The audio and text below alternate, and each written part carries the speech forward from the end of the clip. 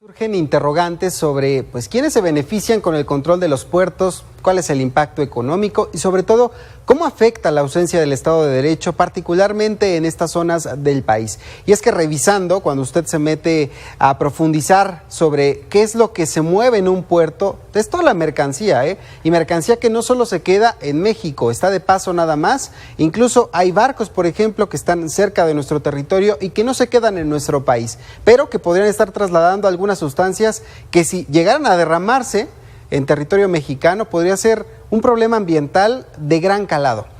Evidentemente, queda ahí la interrogante sobre quién tiene el control de los puertos y realmente el Estado mexicano cumple con su función de vigilar estos inmuebles federales y si al final del día estas concesiones no representan un retroceso o no representan justo, que haya alguna triquiñuela que pudiera poner en riesgo la economía del país y la seguridad. Justamente para profundizar en este tema le vamos a dar la bienvenida a Fernando Barbosa. Él es presidente de la Comisión de Aduanas de la International Chamber of Commerce, a quien agradezco que esté con nosotros esta tarde. Muchísimas gracias. Muy buenas tardes. Fernando, platicábamos un poco en este resumen y lo que nos contaba Ulises sobre cómo se mueven estas concesiones en algunos puertos del país. ¿Realmente el Estado mexicano tiene el control de los puertos?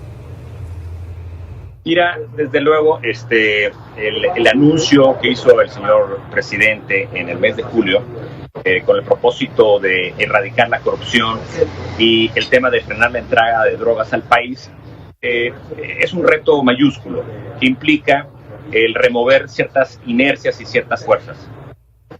Dentro de este plan estratégico que está implementando el gobierno federal está ciertamente el hacer uso de la Secretaría de Marina Armada de México y del Ejército Nacional para efectos de que contribuyan a la labor del control aduanero en el país.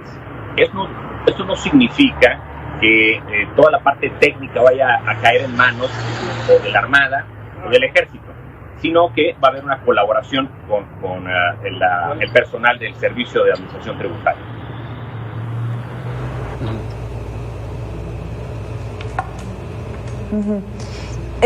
Buenas tardes, Fernando. Dígame una cosa, ¿conviene entonces pensar que se le tiene que dar todo el esfuerzo y todas las acciones concretas a este gobierno federal? Es decir, su intervención que está realizando, las decisiones que está tomando son muy concretas y muy certeras para el momento en el cual estamos viviendo. Sí, claro, desde luego. Y hay que entender también el contexto, la atmósfera en el cual las aduanas, no solamente desde la perspectiva de la seguridad nacional, sino del control aduanero. ¿Y esto implica qué? Esto implica que vamos a tener el tema de toda la cadena de suministro, los compromisos con Estados Unidos, con nuestro principal socio comercial, y de esa manera tenemos que tener en cuenta muchos otros factores. Sí, te escuchamos. Bueno, la parte comercial es fundamental. Al hablar de las aduanas de México, estamos hablando de las puertas del país. Y al hablar de las puertas del país, tenemos que tener una aduana ágil, una aduana eficiente, una aduana que sirva a la comunidad empresarial. El tema de estar, de que las cadenas productivas estén integradas con los Estados Unidos implica una visión netamente empresarial. La filosofía del just in time, de que la mercancía llegue a tal andén, de tal bodega, a tal hora, es fundamental. Entonces, el tener esta conciencia de que las aduanas no solamente es un ente de seguridad nacional, sino entes facilitadoras del comercio es fundamental. Por eso tenemos que tener a gente capacitada, técnicamente tienen que tener a gente avisada en temas de tratados de libre comercio y en toda la normatividad que regula la actividad de comercio exterior. Oye, Fernando, pero de alguna forma, siendo realistas, ¿Todos los puertos de México y los del mundo tienen la capacidad para poder revisar oportunamente toda la mercancía que llega a nuestro país, independientemente de la capacidad? Porque también otro de los problemas que, por ejemplo, han denunciado en casos como el puerto de Salina Cruz es que poco se invierte en renovación de infraestructura, quizá en capacitación. Eso también va mermando un poco las tareas de seguridad. Sí, mira, en todos los puertos y en todas las aduanas del mundo habrá que distinguir la actividad portuaria a la actividad aduanera. La primera, la portuaria, implica una serie de acciones, de gestiones logísticas para coordinar la entrada a los puertos de los buques, manejar y controlar los fondeos, los amarres y los atraques de todas las embarcaciones y toda la distribución de la carga en las diferentes terminales especializadas para ser despachadas en su oportunidad en la parte aduanera. La parte aduanera, una vez que llegan y se depositan en las terminales portuarias, efectivamente dices, oye, en todo el mundo, ¿qué capacidad se tiene para revisar toda la carga o qué porcentaje? La Organización Mundial de Aduanas, la World Customs Organization, tiene como política que del 9 al 11% es la recomendación para la inspección aduanera. Es decir, en nuestro caso, en el sistema mexicano, estamos hablando de la selección, del mecanismo de selección automatizada. Esto es conocido por la gente como el semáforo fiscal. El semáforo fiscal tiene como política hacer este porcentaje de reconocimientos del 100% de la carga que ingresa al territorio nacional. Solamente el 10% en promedio se revisa. El 90% restante son revisadas por los agentes aduanales. Los agentes aduanales o los agentes aduanales que son estos mandatarios de las empresas o de las grandes empresas. ¿Qué queremos decir con esto? Bueno, la aduana mexicana, como las aduanas del mundo, deben de tener un concepto que se llama gestión de riesgo. Y la gestión de riesgo no es otra cosa más que el hacer el análisis profundo de quién es quién como importador contribuyente. Es decir, cuántos meses o años tiene en el padrón de importadores, qué tipo de mercancía, quiénes son los clientes, cuántos trabajadores tiene, cuántos impuestos pagan en territorio nacional. En general, digamos que son los grandes elementos que debe de considerar para hacer la gestión de riesgo. Oye, una cosa que me salta justamente de lo que comentas, debe de haber entonces un mayor control en este sentido y de lo que señalaba el presidente de revisar las concesiones y que sea el gobierno quien ponga más el ojo. ¿Esto podría servir de alguna forma o como tú mencionabas hace unos momentos, pues es gente especialista, gente que se dedica a esto, los mismos aduaneros podrían tener pues mucho más control en este sentido? ¿Qué nos dirías?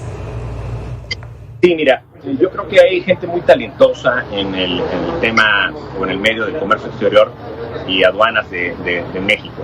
Acuérdate que México desde los años 90 tiene una franca apertura al libre comercio y eso nos ha generado obviamente que existan filas de técnicos, de profesionistas, generaciones y generaciones de personas, universidades que van generando y perfilando carreras afines a esta vocación del comercio internacional en el país. Entonces tenemos a la gente preparada, tenemos ya a burócratas que han estado en el gobierno federal, que están con una alta capacitación que nos permite en conjunto poder desahogar la carga que ingresa y que sale del territorio nacional. Como dato duro, sepamos que México exporta más que toda América Latina, incluyendo Brasil. Eso te da una perspectiva del volumen de la carga que exporta nuestro país. Y eso se da ¿cómo? Pues no solamente se da teniendo puertos eficientes, sino teniendo a personal aduanero, agentes aduanales, a transportistas, estibadores, a maniobristas, etcétera. En su conjunto, todos somos la aduana, porque todos estamos conectados y de alguna manera participamos en el concierto del comercio internacional. Fernando, ¿qué tanto ha permeado la corrupción en esta área, en este rubro, en esta parte tan importante para la economía del país? ¿Qué tanto se ha filtrado la corrupción en los puertos mexicanos? Mira, desgraciadamente es un elemento que no podemos soslayar, no podemos decir que no existe. Desgraciadamente estamos hablando en la balanza comercial de unos 900,000 millones de dólares que representa nuestro comercio internacional. Tan solo como parte de la recaudación del impuesto al valor agregado en su conjunto, reportes de la propia Secretaría de Hacienda y Crédito Público, el IVA representa más o menos como el 68% que se genera en las aduanas del país. Entonces, imagínate la importancia que tiene no solamente para efectos comerciales, industriales, la aduana mexicana, sino para efectos recaudatorios aún. No por el impuesto general de importación, sino por el impuesto al valor agregado. Entonces, te diría yo que tenemos que tomar en cuenta todos estos aspectos para hacer todos los cambios que visualizamos, ¿no? Ahora, ya por último, déjame preguntarte este enfoque militar, que aunque sí bien tú mencionabas al principio, no tendrá tanta participación en el control de las aduanas, ¿pudiera sí beneficiar para disminuir estos índices de inseguridad que se vive al interior de las aduanas, del tráfico de drogas o tráfico de mercancías que se da en muchos puntos y que no ha podido ser erradicado, que el control pareciera que es muy complicado hacerlo? ¿Pudiera beneficiar en ese sentido? Mira, yo creo que sí. Cuando el agua está estancada, se pudre. Y todo cambio y echarle agua nueva al tanque, yo creo que siempre es favorable. El hecho de que el Ejército y la Marina Armada de México contribuyan con la labor aduanera, sin duda viene a ser una bocanada de oxígeno, de aire fresco, porque el personal actuante, el personal inspector, el personal que realiza las auditorías, el personal que actúa, el oficial de comercio exterior, pues tiene este perfil. Es un profesionista que es licenciado en comercio exterior y aduanas, es un abogado, a lo mejor es un contador público que ingresó al SAT con esta perspectiva, con esta línea profesional, y su tarea es esa: conocer las leyes, conocer la tarifa del impuesto general de importación, saber cómo se clasifican las mercancías, las fracciones arancelarias, identificar la veracidad de la información de los pedimentos aduaneros, pero no tiene esta perspectiva policíaca o esta perspectiva, este perfil de identificar conductas criminales, y mucho menos está en sus labores el poder participar en actividades riesgosas o que implican actividades de seguridad nacional, porque no fue contratado para eso.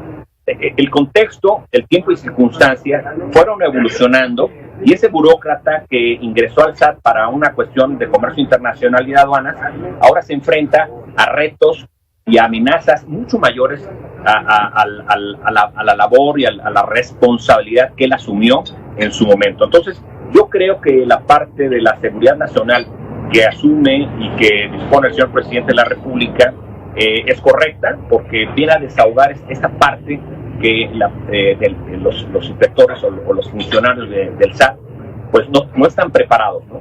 Entonces, yo veo con muy buenos ojos, siempre y cuando se establezcan límites perfectamente bien delineados, a efecto de que cada quien sea responsable de ciertas áreas, y que todas las áreas de control de personal, de unidades vehiculares a los recintos fiscales federales, que son pues los recintos en donde se mueve toda la carga, pues no estén personas que no deben de estar, o que los gafetes que reportan su ingreso pues tengan que ser revisados por otros ojos, y no solamente por un personal administrativo, sino por personal que verdaderamente se dedica al tema de la investigación, de la inteligencia, y hacer las verificaciones que se tengan que hacer para que nuestros puertos y nuestras aduanas estén seguras.